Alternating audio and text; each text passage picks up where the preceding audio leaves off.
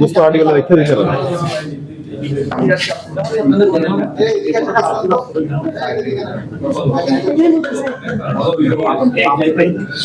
গত 2 বা 3 দিন আগে আপনারা জানেন চট্টগ্রাম জেলা একটা অভিযান করেছিল, যে অভিযানে ওসমান ওরফে মোনা নামক অস্ত্র ব্যবসায়ী গ্রেপ্তার হয়েছিল এবং ব্যাপক অস্ত্র উদ্ধার হয়েছিল। আপনারা নিশ্চয়ই জানেন।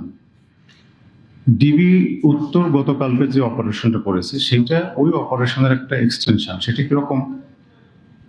অস্ত্র ব্যবসায়ী ওসমান ওরফে মোনার ভাই হাসান ওই অভিযানে সময় সে পলাতক ছিল। আমাদের কাছে তথ্য ছিল, ইনফ্যাক্ট বলতে গেলে আসলে এইটা নিয়ে আমরাও অনেকদিন ধরে কাজ করছিলাম। এমন হতে পারতো যে সেই অপারেশনটা পুরোটাই আমাদের হাতে আসতে পারতো, আবার এটাও তাদের হাতে পুরোটা যেতে পারতো। তো ওসমান অথবা ওরফে মোনা, তার ছোট ভাই হাসান, সে পলাতক ছিল এবং আমাদের কাছে গত রাতে একটা সংবাদ আছে সন্ধ্যার পরে যে সেও অস্ত্র ব্যবসায়ী এবং তার কাছেও আরও আগ্নেয়াস্ত্র মজুদ আছে এবং সে যে কোনো একটা ধর্তব্য অপরাধ, আপনারা জানেন যে অবৈধ অস্ত্র থাকলে মানুষ যে কোনো ধর্তব্য অপরাধে জড়িত হতে পারে। আমাদের কাছে সংবাদ ছিল যে এরকম নামের একজন ব্যক্তি, সে একটা ধর্তব্য অপরাধে জড়িয়ে পড়ার সম্ভাবনা রয়েছে, তাকে আপনারা একটু দেখতে পারেন।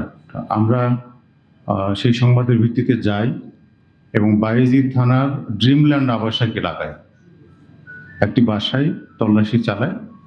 সেখানে আমরা হাসানকে পাই। হাসানের কাছ থেকে একটি চাপাতি উদ্ধার হয়। চাপাতি উদ্ধার হওয়ার পরে তাকে আমরা জিজ্ঞাসাবাদ করি। জিজ্ঞাসাবাদ করে যখন জানতে পারি সে ওসমান ওরফে মোনার ভাই, তখন আমাদের সন্দেহটা আরও বেশি দৃঢ় হয়। তার জিজ্ঞাসাবাদে সে আমাদেরকে গাইড করে হাটহাজারীর একটি জায়গায় নিয়ে যায়। সেখানে যাওয়ার পরে একটি বাসা সার্চ করে আমরা 3টি অবৈধ আগ্নেয়াস্ত্র, 20 রাউন্ড শর্টগানের কার্তুজ, আরও 3টি চাপাতি এবং শর্টগানের একটি ব্যারেল এবং রিকয়েলিং স্প্রিং, অস্ত্রের একটা পার্ট, সেটা এই সরঞ্জামগুলো আমরা উদ্ধার করি এবং সেখানে সাক্ষীদের উপস্থিতিতে এবং বাড়ির যে মালিক তার উপস্থিতিতে সেগুলো জব্দ করা হয় এবং তাকে নিয়ে এসে আমরা আমাদের ডিবি উত্তর অফিসে আরও জিজ্ঞাসাবাদ করি, আরও অভিযান চালানো হয়। কিন্তু আপাতত আমাদের অভিযানটা সেই পর্যন্তই সীমাবদ্ধ থাকে। তার বিরুদ্ধে মামলা হবে, অস্ত্র আইনে মামলা হবে এবং মামলার পরে আমরা তাকে রিমান্ডে এনে আবার জিজ্ঞাসাবাদ করে এটার ফার্দার ঘটনা আমরা উদ্ঘাটন করার চেষ্টা করব। সলিমপুর কেন্দ্রিক সেটা কিন্তু না, যে সিএমপি কিন্তু অবৈধ অস্ত্রের সন্ধানে নেমেছে এবং অবৈধ অস্ত্র উদ্ধারে কিন্তু কাজ করে যাচ্ছে।